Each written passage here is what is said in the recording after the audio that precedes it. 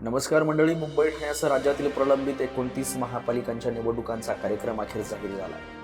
राज्य निवडणूक आयोगाने पत्रकार परिषद घेऊन ही घोषणा केली असून या निवडणुकांसाठी आजपासून आचारसंहिता लागू करण्यात आली आहे. या महापालिकांसाठी 15 जानेवारी रोजी मतदान होणार असून त्याचा निकाल 16 जानेवारी रोजी जाहीर केला जाणार आहे.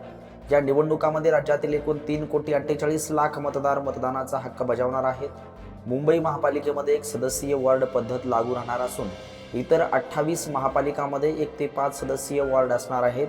त्यामुळे मुंबईतील मतदारांना एकच मत द्यावे लागेल, तर इतर ठिकाणी वॉर्ड रचनेनुसार मतदान करावे लागणार आहे. ओबीसी आरक्षणाच्या मुद्द्यामुळे राज्यातील महापालिका निवडणुका गेल्या 5 ते 7 वर्षांपासून प्रलंबित होत्या.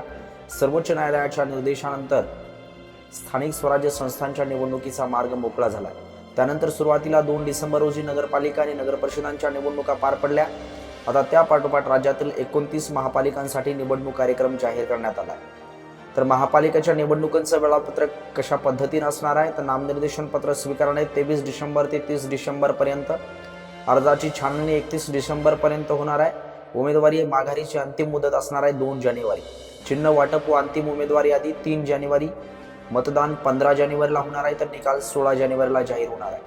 राज्यातील 27 महापालिकांची मुदत संपलेली असून जालना आणि इचलकरंजी या 2 नवीन महापालिकांच्या निवडणुकाही याच टप्प्यात होणार आहेत.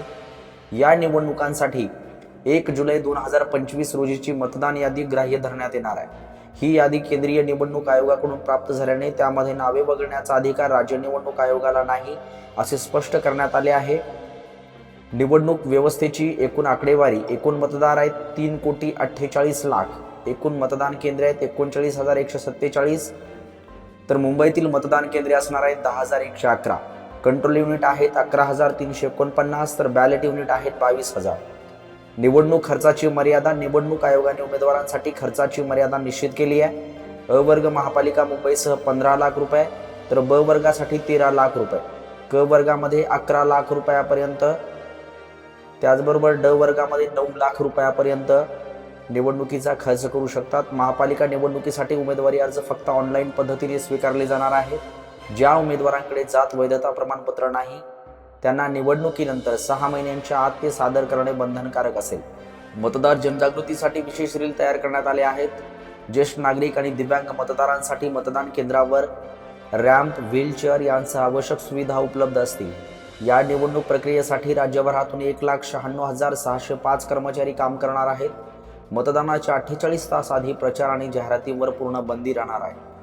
राज्यातील 29 महापालिकांमध्ये एकूण 2869 जागांसाठी मतदान होणार असून त्यामध्ये महिला, ओबीसी, अनुसूचित जाती आणि अनुसूचित जमातींसाठी आरक्षण लागू राहणार आहे. एकंदरीतच अशा पद्धतीनं 29 महापालिकांच्या निवडणुका आता होणार आहेत आणि महापालिका निवडणूक 2026 मुंबई ठाण्यासह 29 शहरामध्ये आता मतदान होणार आहे. 15 तारखेला मतदान होऊन 16 तारखेला म्हणजेच 15 जानेवारीला मतदान आणि 16 जानेवारीला या महापालिकांचा निकाल लागणार आहे. एकंदरीतच माहिती आपण बातम्या 24 तासच्या माध्यमातून पाहिली. बातम्या 24 तासवरती आपण नवीन असाल तर कृपया चॅनलला सबस्क्राईब करा आणि बेल आयकॉनला मात्र प्रेस करायला विसरू नका. अशाच प्रकारचे नवनवीन व्हिडिओ आणि अपडेट्स मी चॅनलच्या माध्यमातून घेऊन येत असतो.